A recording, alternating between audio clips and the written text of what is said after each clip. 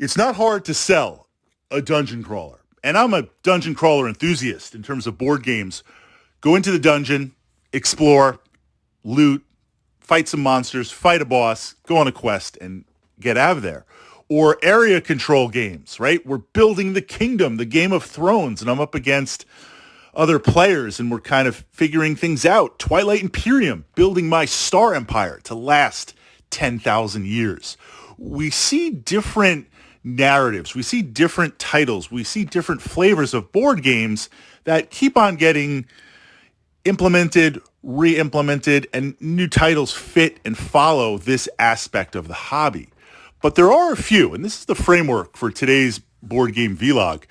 Part of it is I also would love to tap into my fellow board gaming enthusiasts because I'm curious for recommendations if this has been done well. I haven't seen it done well, and I'm interested to kind of fill a title in my collection. The question is tower defense or lane defense games. I should say tower defense because there is one game that's really, really good. It's sort of out of print, but it's still around. It's close and does very well for what it does.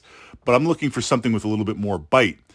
We don't see many tower defense games or area defense games in board gaming, and I wonder why.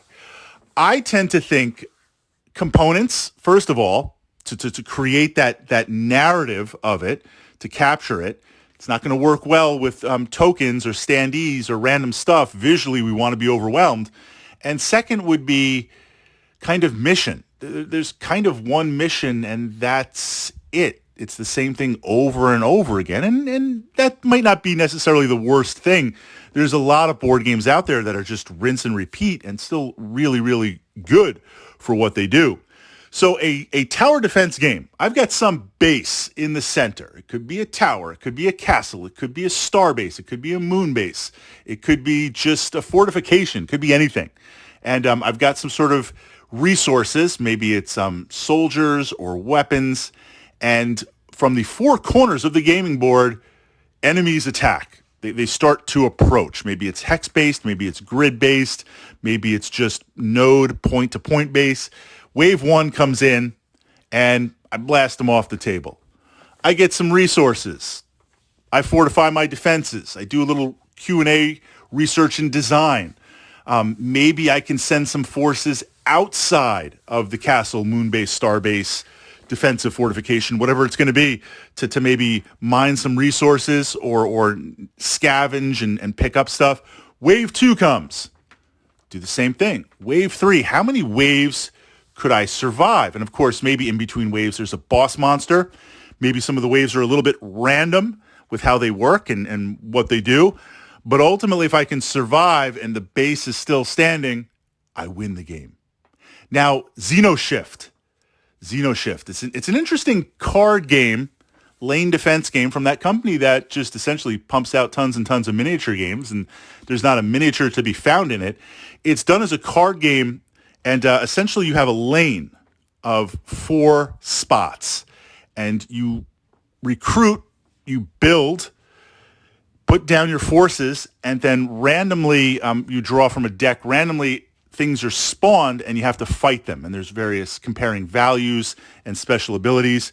If they make it past or destroy your lane, anything still in that in the card lane that's attacking you transfers damage to your base. You have to survive 9 rounds. If the base gets destroyed, it's an interesting game. You're trying to figure out combos.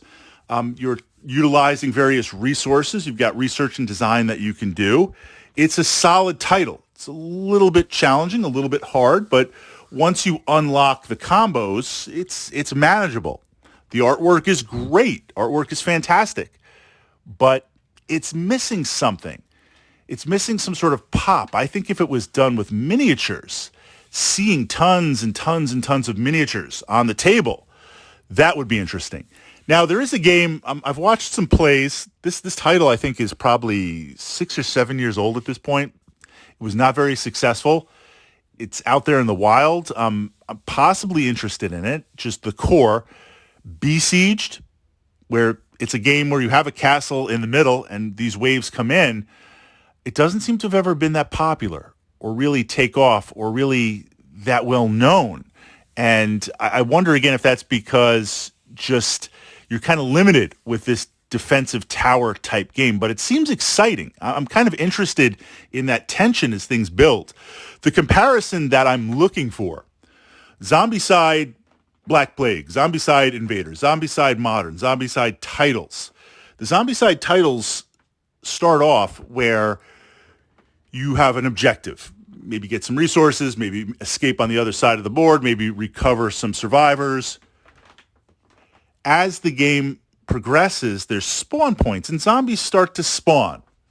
2 or 3 zombies, 5 zombies. You're like, this is no big deal. What's everyone getting so worked up about, right? I've got my gear. I'm ready to go. But as the game continues, as you kill zombies and get experience and unlock more abilities or powers for yourself, you go from different threat levels where instead of 2 zombies spawning, 4, 6. The spawns very quickly outpace what you're capable of clearing. So now the table starts flooding with zombies everywhere. And they'll spawn on other sides of the board too. They'll spawn from different points. So you might clear the area where you are right now and you're like, hey, this is good. And you're looking at the other side of the table and you're like, there's like 30 zombies there and a bunch of seekers and runners and an abomination. But it's all good because like they're over there on that side of the table. This is a 6 tile board. We're on our side. Like it's good. But things move fast. And this flood of zombies or invaders hits you and you're like, what the heck's going on? So it's that feeling where the start of the game, you got things under control and you're like, this is baby cakes.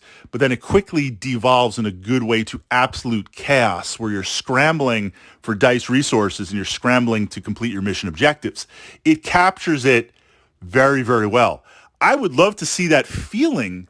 If we could capture that feeling and put it to a base lane tower defense game with miniatures flooding on the table, that would be really, really, really cool. And you could send it fantasy. You could set it in the future. That's what I'm kind of looking for. But again, tapping into my fellow board gaming enthusiasts, your thoughts. It doesn't seem to really be a title that's done that often. And it seems to be the type of thing that when it was done, it just never really took off. Is that because the rules didn't really capture that tension? Or if we're looking at board game consumption and the type of games that most players play, it just couldn't generate enough alpha interest to really stack the shelves. And it's better left as, one of those titles that comes along every now and then, but it's never really going to be mainstream.